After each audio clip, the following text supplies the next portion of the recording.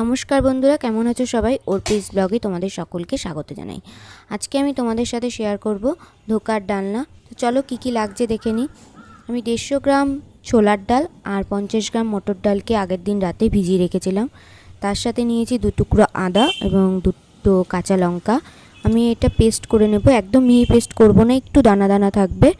কেউ চাইলে শুধু ছোলার ডালও বেটে নিয়ে চলে এসেছি। দেখো মটর ডাল আর ছোলার ডাল মিহি করে বাটিনি, একটু একটু দানা দানা আছে, টেস্টটা ভালো। পুরো মিহি করে বাটলে ভেঙে যাবে, ধোকাগুলো ভালো হয় না।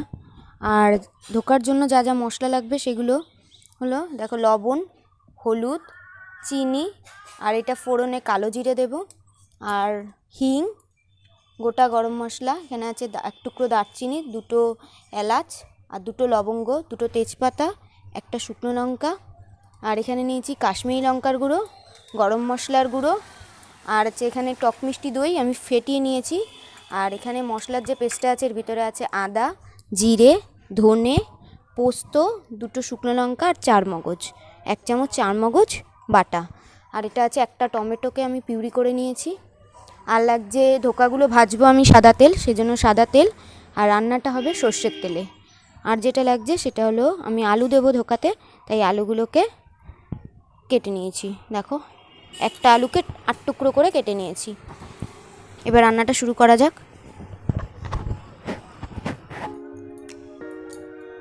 কড়াই গরম হয়ে গেছে, এবার সাদা তেল দিয়ে দিলাম।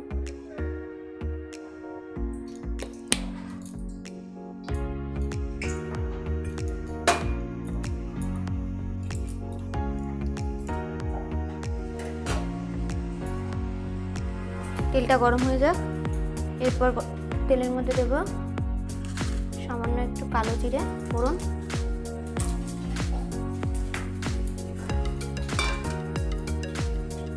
এবার ডালটা দিয়ে দেব।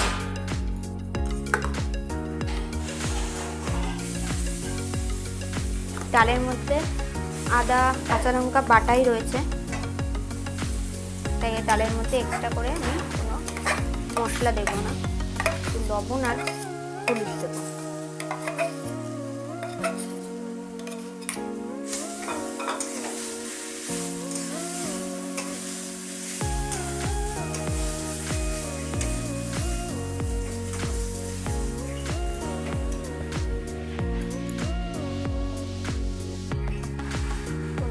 লবণ, সামান্য একটু হলুদ,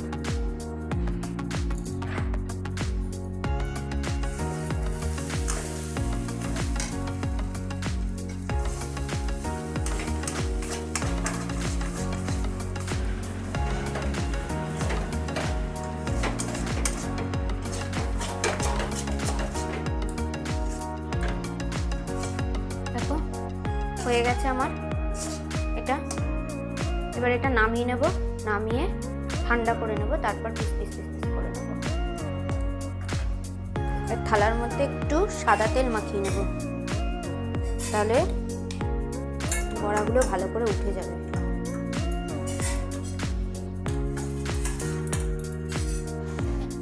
দেখো থালার মধ্যে আমি ঢেলে নিয়েছি, আর সুন্দর করে সেটও হয়ে গেছে, ঠান্ডাও হয়ে গেছে। এবার আমি কেটে নেব, যে যেরকম শেপে ইচ্ছা সে সেরকম শেপেই কাটতে পারো।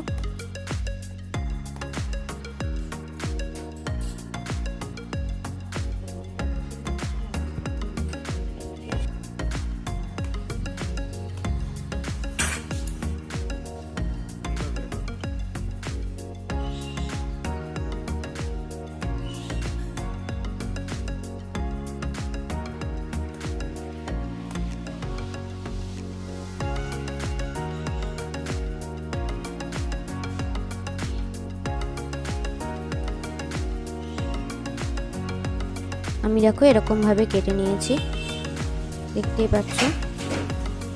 আর এইভাবে এই এতটা মোটা করেই কেটেছি, একটু বড় বড় করে কেটেছি। এবার কড়াইতে সাদা তেল দিয়ে আমি এবার ধোকাগুলো ভেজে নেব। তেলটা গরম হলে ধোকাগুলো দিয়ে দিচ্ছি। দেখো,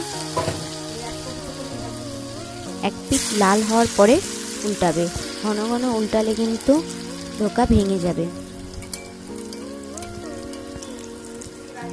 দেখো। এক পিঠ লাল হওয়ার পরে আমি উল্টে দিয়েছি, এরকম লাল লাল করে ভেজে তুলে নেব। সব বড়াগুলো আমার ভাজাও হয়ে গেছে, তুলেও নিয়েছি দেখো। এরপর কড়াইতে তেল দিয়ে আলুগুলো ছেড়ে দিচ্ছি। আলুগুলো আমরা একটু ভেজে নেব, একটু লবণ আর একটু হলুদ দিয়ে।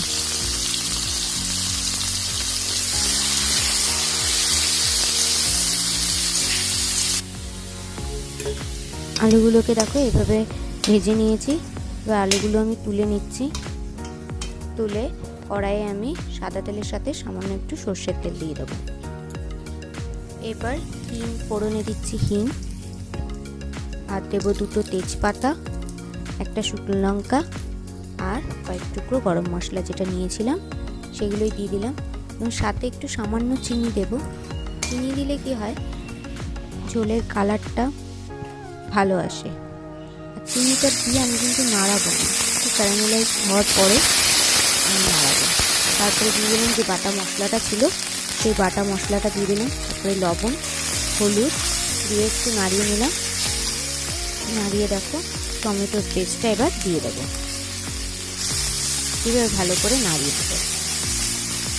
তো ভালো করে একটু কষিয়ে নেব।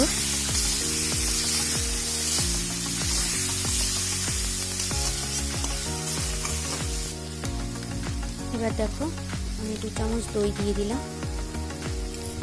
দইটা দিয়ে আঁচটা কিন্তু একদম লো ফ্লেমে দেবে, নয়তো দিয়ে দইটা ফেটে যাবে। দইটা দিয়ে আমি ভালো করে কষিয়ে নেব। দেখো তেল ছেড়ে গেছে, এইভাবে ভালো করে কষিয়ে নেবে।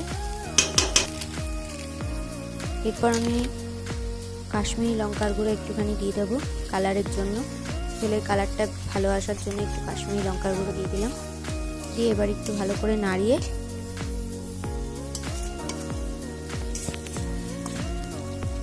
দেখো মশলাটা ভালো করে কষে গেছে আর কি সুন্দর তেলও ছেড়ে দিয়েছে। এরপর আমি আলুগুলো দিয়ে দেবো। আলুগুলো দিয়ে মশলার সাথে একটু ভালো করে কষিয়ে নেব।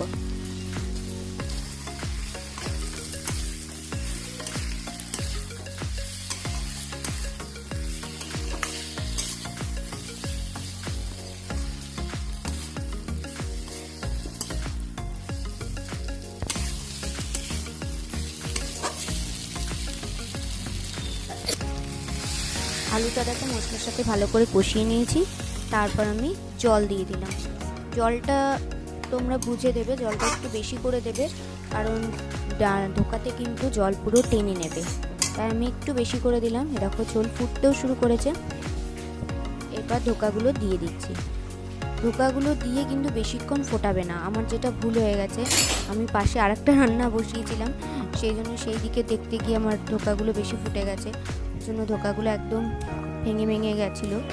তোমরা একদম ফোটাবে না, একদম যখন নামাবে তার আগে ধোকাগুলো দিয়ে নামিয়ে ফেলবে, তাহলে ধোকাগুলো একটাও ভাঙবে না। এরপর দেখো আমি 1/2 চামচ মতো ঘি আর একটু গরম মশলা দেব, দিয়ে নামিয়ে নেব। নিরামিষ রান্নায় ঘি আর গরম মশলা দিলে টেস্টটা আরও বেড়ে যায়। আমার ধোকার ডালনা তৈরি হয়ে গেল। এভাবে তোমরা বাড়িতে প্লিজ একবার ট্রাই করে দেখো, আশা করি তোমাদের সবার ভালো লাগবে। যদি রেসিপিটা ভালো লেগে থাকে তাহলে please like, comment, share and subscribe করে দিও এবং পাশে থাকা বেল আইকনটা অন করে দিও।